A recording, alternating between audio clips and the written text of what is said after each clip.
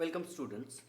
Today we shall discuss about a short story which is in lesson 5 of class 10 English textbook Bliss. English textbook Bliss A lesson 5 এ তোমাদের একটা short story আছে, সেটাই আজকে আমাদের আলোচ্য বিষয়। কি আছে short story? Our runaway kite, আমাদের কেটে যাওয়া ঘুড়ি বা আমাদের পালিয়ে যাওয়া ঘুড়ি। কাইট এটা লুসি মন্টগোমেরির লেখা। তিনি একজন কানাডিয়ান অথর, লুসি মন্টগোমেরি, তার লেখা একটি সুন্দর short story.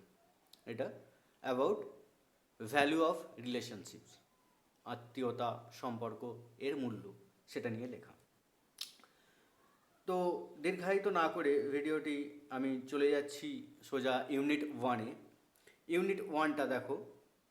Of course there was nobody for us to play with on the big half moon. অবশ্যই বিগ হাফ মুনে আমাদের সাথে খেলা করার জন্য কেউ ছিল না। We just had to make the most of each other. আমাদেরকে একে অপরের সাথে যতটা সম্ভব পারা যায় খেলা করতে হতো। অ্যান্ড উই ডিড, এবং আমরা করতাম। আমরা অর্থাৎ পার্সন কারা কারা সেটা পরে আসছি। আমরা বাস করি একটা জায়গায়, সেখানে আমাদের সাথে খেলা করার জন্য কেউ ছিল না। We live on the big half Moon Island. আমরা বিগ হাফ মুন দ্বীপে বাস করি। বিগ হাফ মুন কি? একটা আইল্যান্ড। উই কারা? We are father and Claude and I and aunt Esther and Mimi and Dick. আমরা হলাম বাবা, ক্লড, আমি, আন্ট এস্থার, মিমি এবং Dick. It used to be only father and Claude and I.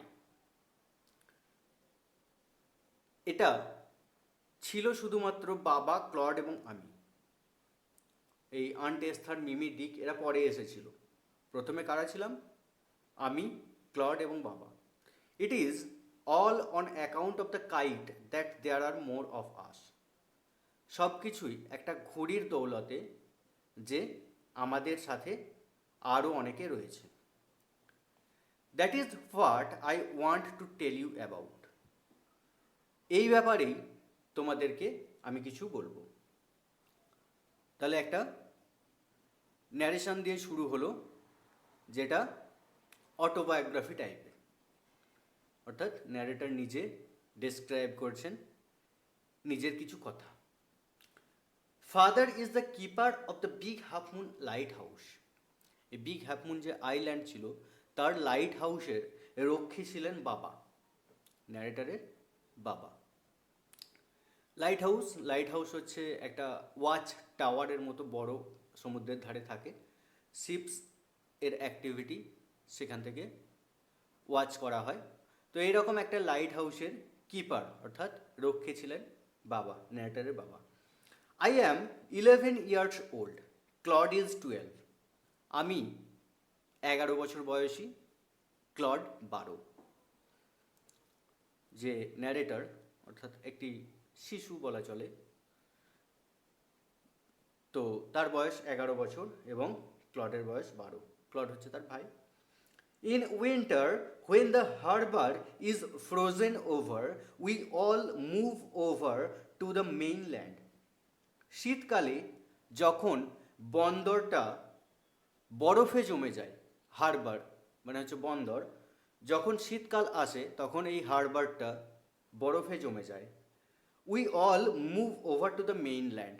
তখন আমরা এই island ছেড়ে মেইনল্যান্ড অর্থাৎ মূল ভূখণ্ড, এই আইল্যান্ডের যে মূল ভূখণ্ড রয়েছে সেখানে আমরা চলে যাই। As soon as spring comes back we sail to our own dear island.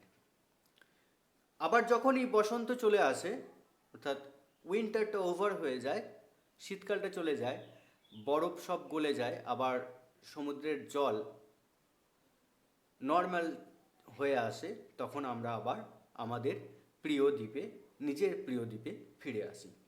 Funny part use to be that people always pitied আস।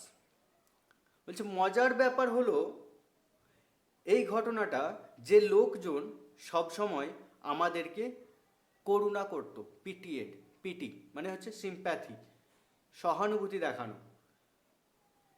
আমার কাছে সেটা মজার ব্যাপার লাগতো, লোকজন যখন আমাদেরকে সহানুভূতি দেখাতো, করুণা করতো, দয়া করতো। কখন করতো?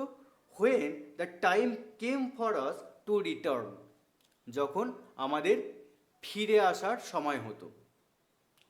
কেন লোকজন সিম্প্যাথি দেখাতো? মেনল্যান্ডে শীতকালে বাস করার সময় অনেক লোকজন আমরা দেখতে পাই, সেই লোকজনের সাথে মেলামেশা, খেলাধুলা করতে পারি। কিন্তু আবার আমাদেরকে কাজে ফিরে আসতে হয় যখনই স্প্রিং চলে আসে, spring time.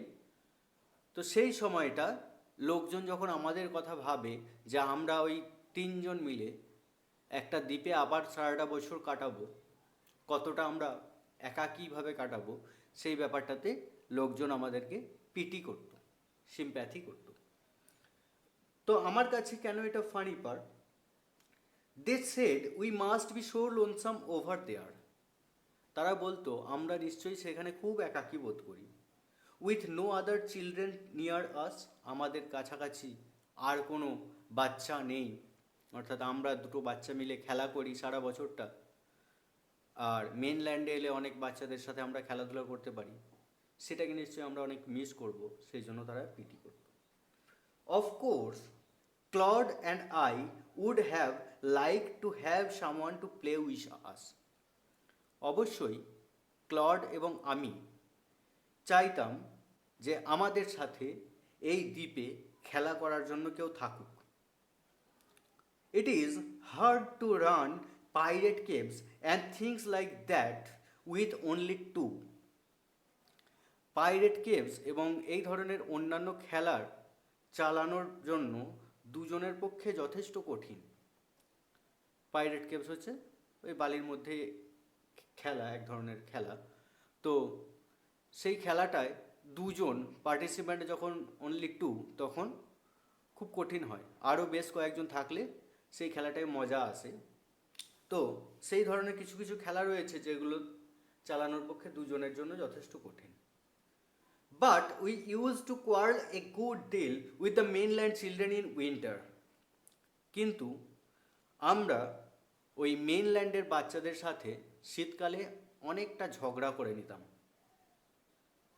So it was perhaps just as well that there were none of them on Big Half Moon. তাই সম্ভবত এই কারণেই তারা বিগ হ্যাফ মুনে কেউ বাস করে না, তাদের মধ্যে কেউ বিগ হ্যাফ মুনে থাকে না। Claude and I never quarrelled. Claude এবং আমি কখনো ঝগড়া করতাম না। কেন তাদের সাথে ঝগড়া করতাম? কারণ এটাও আমাদের কাছে একটা খেলার মতোই, যে অনেকজন আছে তার সাথে দুজনের সাথে ঝগড়া করলাম, বাকি জনের সাথে খেলা করতে পারবো। কিন্তু Claude and I never quarrelled, Claude এবং আমি কখনো ঝগড়া করিনি, কারণ ওখানে আমরা দুজনেই প্লেমেট, আমরা দুজনেই খেলা করতে পারি। তাই একজনের সাথে ঝগড়া হলে অন্যজনকেও লোনলি হয়ে যেতে হবে, আর খেলা হবে না। সেই জন্য ক্লড এবং আমি কখনো ঝগড়া করতাম না। এই ছিল প্রথম পেজটা। সেকেন্ড পেজে আসছে আর একটা প্যারা আছে, দেখো। To be sure father didn't seem to have any relations except us. এটা নিশ্চিত যে বাবার মনে হয় আমাদের ছাড়া, আমরা ছাড়া আর কোথাও কোনো আত্মীয় নেই। This use to puzzle Claude and me. এটা ক্লডকে এবং আমাকে বেশ বিস্মিত করত। পাজল, বিস্মিত হওয়া, হতবাক হয়ে যাওয়া, যে কেন আমরা ছাড়া, বাবা, আমি এবং ক্লড, আমরা দুই ভাই বোন এবং বাবা, এছাড়া আমাদের কেন কোনো রিলেটিভ নেই। Everybody on the mainland had relations.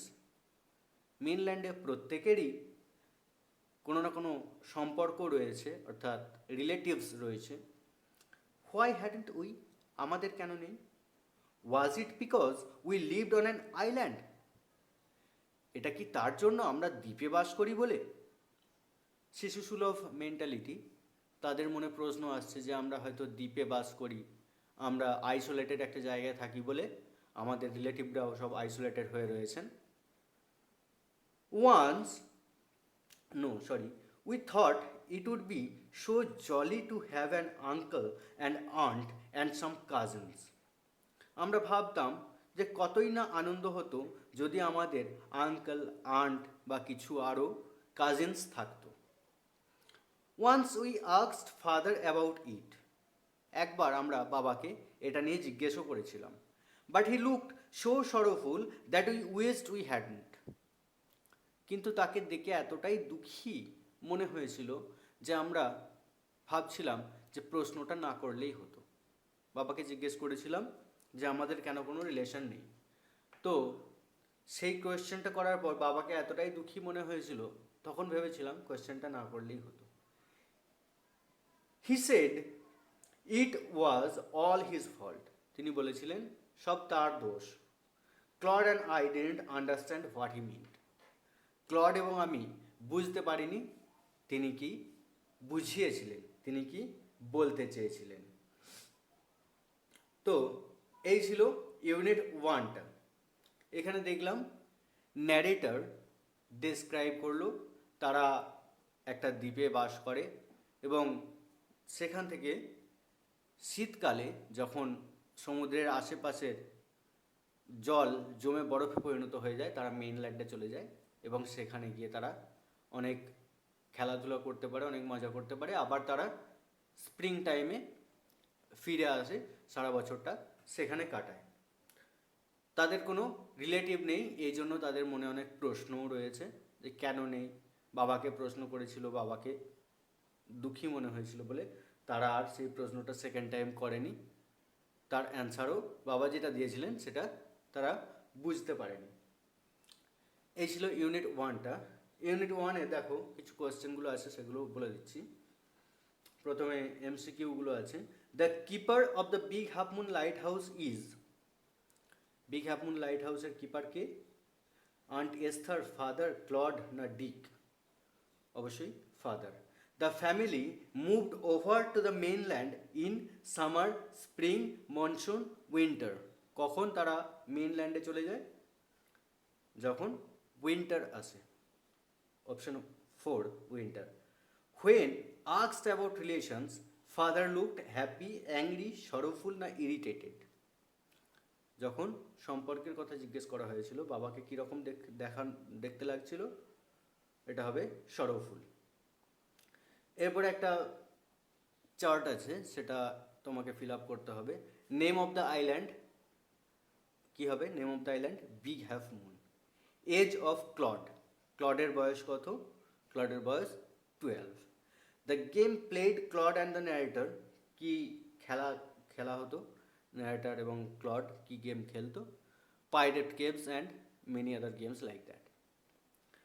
এরপরে 3 নম্বরে আছে ট্রু ফলস, এখানে সাপোর্টিং স্টেটমেন্টও দিতে হবে। People felt that Claude and the narrator were lonesome, লোকজন মনে করতো ক্লড এবং ন্যারেটর খুব একাকী বোধ করে। এটা ট্রু, কেননা এখানটাতে আছে দেখো, the funny part use to be that people always pitied us when the time came for us to return, they said we must be so lonesome over there. তাহলে এখানটা হবে they said we must be so lonesome over there, এটা supporting statement হিসাবে দিয়ে দেবে।